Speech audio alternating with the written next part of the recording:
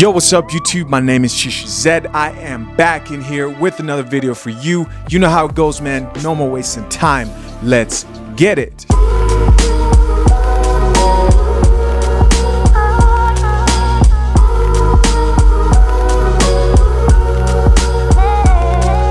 The truth is, I almost didn't make this video, but this conversation had to be had, gentlemen. Let women speak long enough and they'll reveal themselves to you. Today's video comes from a page on Instagram known as Spiritual Word. Now, they don't really post scriptures often at all, like not some that I've actually seen. In fact, all they really do is just talk nonstop shit.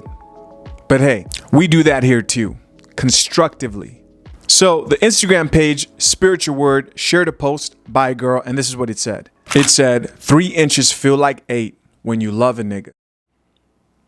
Again, I'm gonna read it slowly. 3 inches feel like 8 when you love a nigga. Now, my first reaction to this was, that's cap, right? That was my first reaction. Why? Because I know the truth, man. I've talked to women. They've opened up. Surprisingly, sometimes women will tell you the truth. And they've told me, man, I've talked to women, you know, off the no cap show, because we all know when they come on the no cap show, they're full of shit. But I've talked to women, and they've talked about like size and whether it matters or not. And that statement she made was cap. Because here's the truth, man. Most women today have had enough sexual partners that they can tell you the type of joystick that they prefer, right? They sometimes can give you like a rough estimate size. That's how much dick these girls are taking these days. Facts. And that's because most women at one point or another were heavily in these streets, right? And when I say heavily in these streets, I mean heavily in these streets. But if I'm going to be completely honest, man, the post wasn't really what shocked me. What really shocked me were the comments, the responses to that post. And what I mean is usually when women have these type of discussions, especially when they're centered around sex in the public view, they tend to like sugarcoat and lie about the truth. They'll say things like, oh no, size doesn't matter. It's all about the connection. Lie. Big fat lie. And then there's this one. This one they like to use on their like beta male simp boyfriends. Women use this all the time. Maybe he's found a picture of her ex, right? Found out that he's like 6'5", fresh out, size 17 shoe. And he's worried now, you know? He's worried.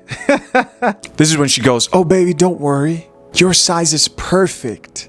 It's not the size of the ship. It's the motion of the ocean. You heard that one before, right? It's the motion of the ocean. All BS. It's all cap. All of it, right? Not true. Women have these quotes ready to go for when you try to find out the truth. Size does matter, gentlemen. I'm sorry to admit it. Take that RP pill real quick and swallow it.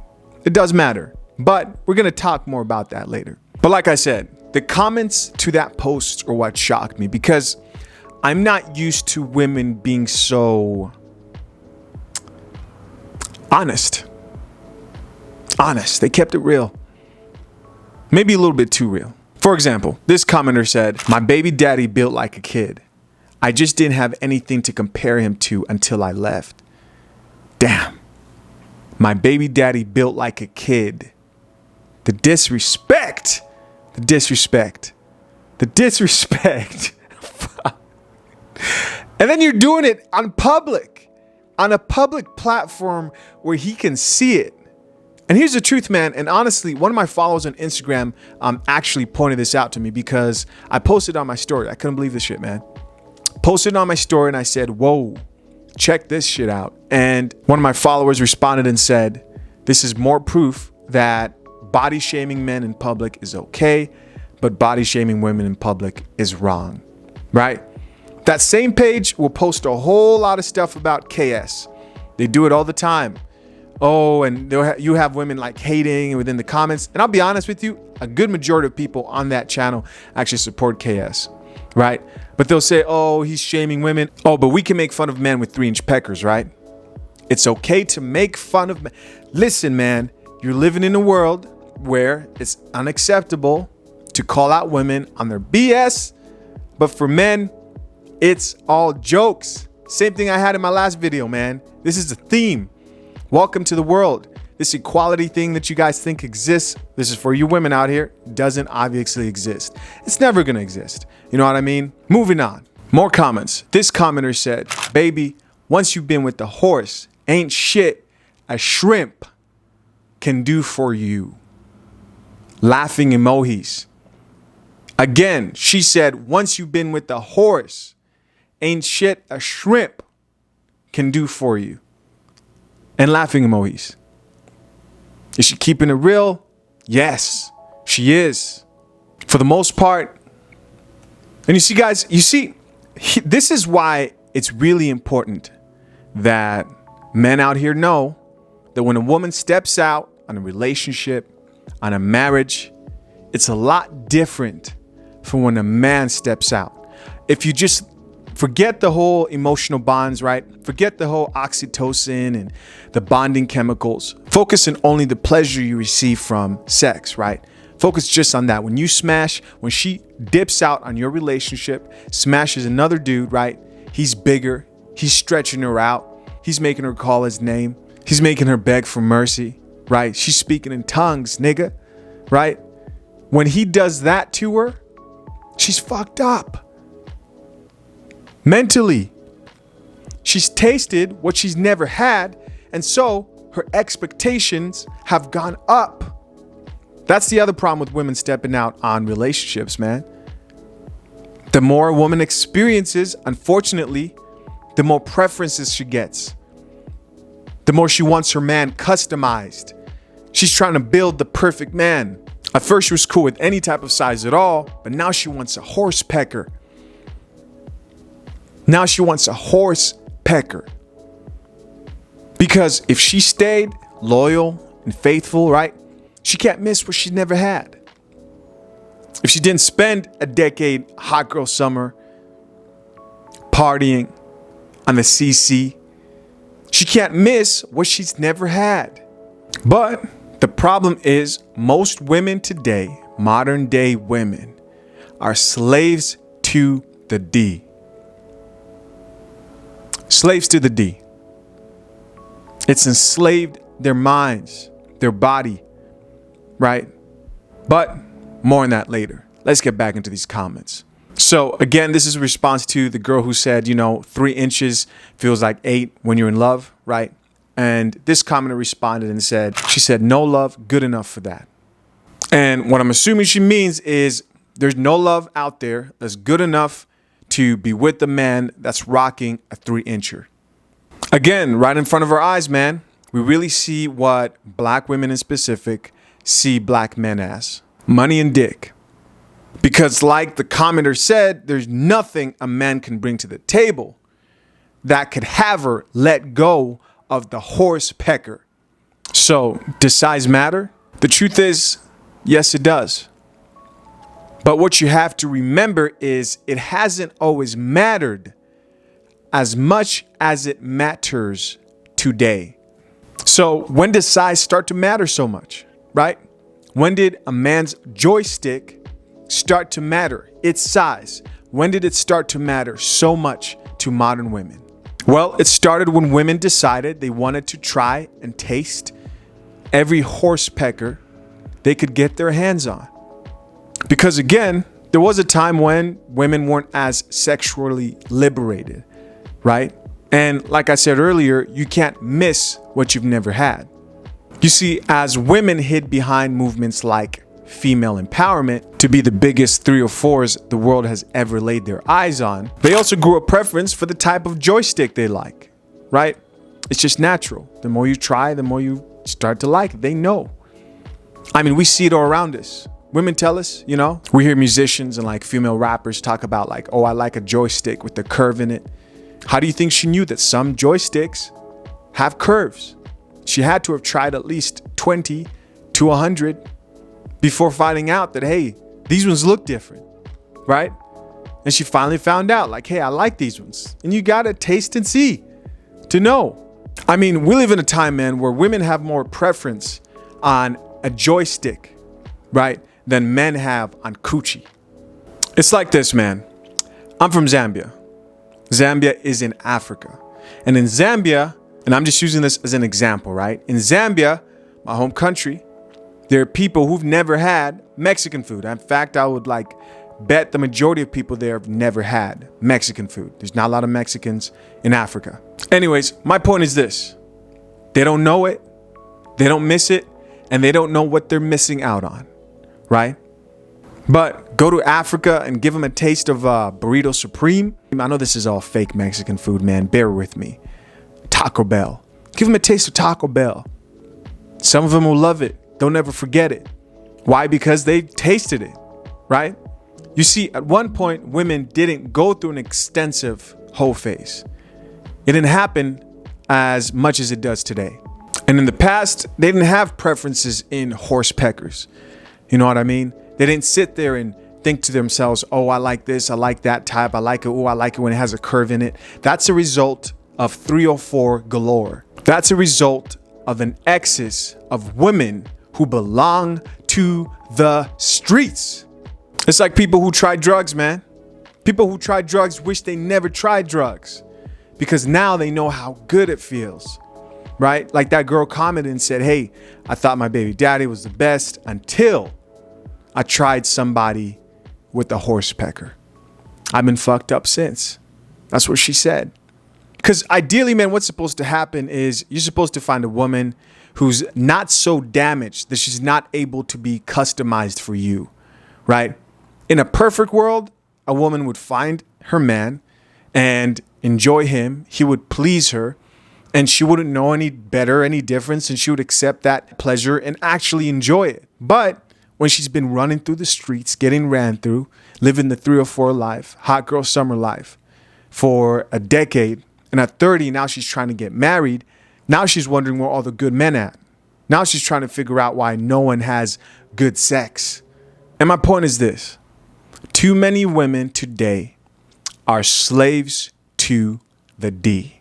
They've experienced a little too much liberation, right? They've put in overtime in hot girl summer. They probably should have chilled at like number 10. And men would have still said, okay, rather it be like 5 or 6, but 10, babe, I can do that. I can do that. Okay. And guys, don't ask women their body count. They're just going to lie to your ass. They're just going to lie. But no, they want to chill at 60. And women would say, well, what's wrong with that? That's her past. She's done. That shouldn't affect what you have now with her. What you have with her is special. Bullshit. You've just made it that much more difficult for your future man, your potential husband, to please you. Now, to address a question that some of you may be asking yourselves right now, is there hope for men who lack in size? Yes, there's hope. In fact, there's lots of hope. Because lacking in size, man, only means one thing. It means that you're going to have to do a little bit more work to get a woman to finish, right? To get her to reach climax. Not more physical work, but more mental work. This means you gotta work harder to have your woman's mind. You gotta work harder to dominate your woman mentally, right? It means you're gonna have to do a little bit more and you're gonna have to focus more on the mental game. And that will compensate for where you feel like you might be lacking. And when I say dominate her mind, I'm not talking about like in an oppression sense, right? I mean more admiration for you. She needs to respect you. She needs to look up to you. She needs to put you on the pedestal. Now, this will require an abundance mindset, right? You will have to carry yourself like you live an abundance life. Being desperate, being clingy, being insecure, those don't show alpha mentality. Those don't make her want to chase your validation. Having an abundance mindset, meaning that she needs to feel like at any moment you can have her replaced. She needs to know that you have options. And the best way to do this is to be willing to walk away. A man who's willing to be able to walk away and not be too emotionally wrapped up in a woman, she'll respect you, right? And along with that, the other very important things you're going to have to master: a masculine frame, right? That will get her in that mindset, that feminine mindset. When she sees you carry yourself like a man, she'll respect that about you. Watch the way you talk. Don't be so emotional. Don't be so quick to answer. Stoic, calm, zen. Being at peace, man, is attractive to women. Being at peace. A lot of women are highly emotional. There's a lot going on in their minds, especially when it comes to the bedroom, right? You want to make sure that you are center at all times. She'll feel your masculine energy. She'll see your abundance mindset. What you do before you get in the bedroom, what you do before you put anything in, that matters the most, especially for guys who feel like they're lacking. The truth is, man, sex starts at hello. Right when a woman meets you, she can tell. Are you desperate? Are you complimenting her a little bit too much? Texting her paragraphs? Are you always insecure, wondering where she's at? Are you highly emotional? Be the calm. Be the calm. Be center. All that is very, very attractive to women, man. Don't give her validation at all. No free validation. This includes compliments. This includes you staring into her eyes like you fucking love her or some shit. You weirdo. Control yourself. Wait for her to make the first move. Switch it up, man. Stop being thirsty. It's not The Notebook. It's not Twilight. Controlled, centered, masculine. Focus on your purpose. Don't let her be the center of your attention in life. She will come chasing after you. She will seek your validation, right? And she will love your calm. And when it's time for the bedroom, it will be that much easier to get her to where she's supposed to be, man, to climax, to finish. And that's game, real game, mental game. Sex starts before anything physical happens. So embrace the alpha mentality. Hey guys, my name is Shisha Zed. If you enjoyed this video, you already know what to do. Hit that subscribe button. I appreciate you all, man. Some of you are not subscribed. My goal is to hit 25K by the end of August. I appreciate you guys. And truth be told, I know I can't do it without you. So if you will, hit the subscribe button, hit the like button. Let me know what you thought of the content. Hey guys, my name is Shisha Zed. Until next time, I'm out. And Peace. if you can, please enjoy the show. I'm a walking Liberty Bell. Freedom ring through my stride. Freedom to be inside and be a slave to my pride. And right away it is scream. Man, this love's so serene. I should probably shake it up just a little bit.